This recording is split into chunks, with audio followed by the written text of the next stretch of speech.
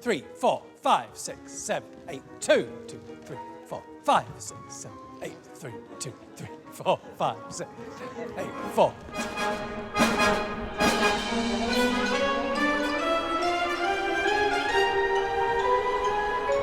The thing about writing a narrative ballet is that, you know, the music has to come first.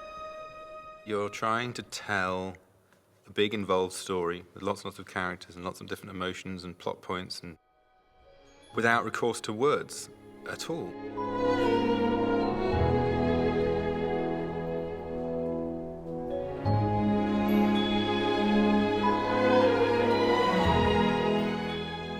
It was really, really important to me to have a composer who understands how to write for situation and for character. And because Joby'd had some experience writing for film as well, that sort of made him the ideal candidate, really, for Alice.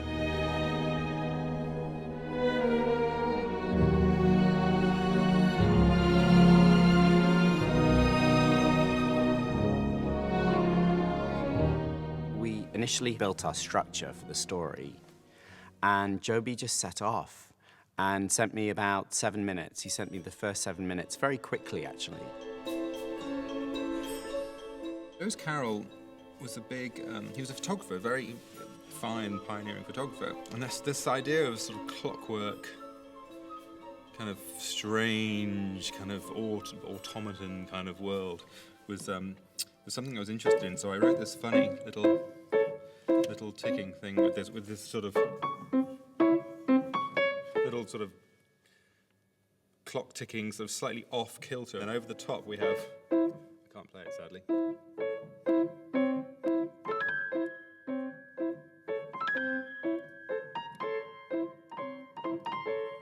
Which is the White Rabbit's tune. I remember driving around. I was back home in New York, and I'm in my Mini, and I plugged in my iPod, and I knew from that first 7 minutes that it was absolutely the sound world that we needed to be in for Alice.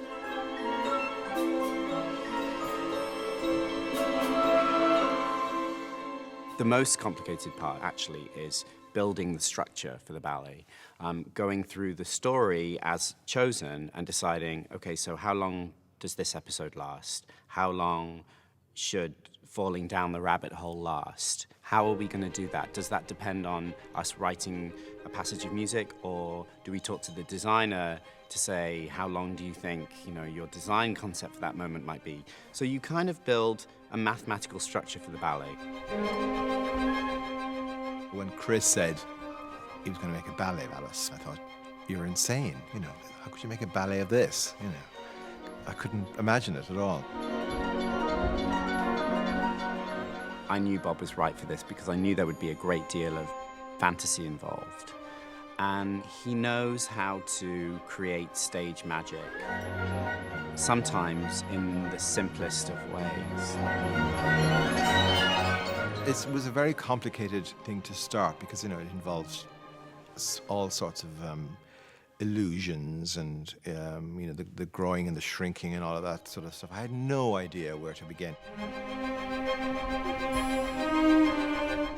Yes, it was daunting, but we sat down together, and I think actually taking a launching off point as the book and words, how might, perhaps Alice is falling into the book itself, and how letters might sort of play into that as a design element. And once we'd unlocked that, then off Bob went and came up with these marvelous images. I knew I wanted it to be quite childlike at times. Then when I heard Joby's score, the atmosphere of that began to really kind of work on my imagination a lot. I play Lewis Carroll and the White Rabbit. So it's kind of two really different characters. One kind of calmer, older gentleman, and then this sort of nervy, bit grumpy, twitchy rabbit. Ed plays some of the more tortured, kind of darker characters very, very well within the Royal Ballet repertoire. So it was fun to sort of explore a different side of his nature. Sometimes creating a new ballet can be very, very difficult. It can be a struggle even, and Alice really wasn't. We had a very, very good time putting it together.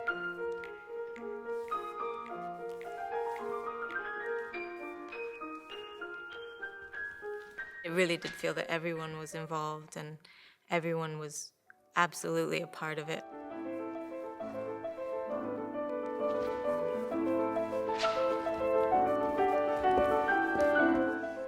It's a really enjoyable role to dance. Alice is about 13 or 14 years old, and she has a slight crush on Jack, the garden boy. So she's discovering herself. She's starting to imagine a different life. She's coming out of childhood, and she's coming into adolescence.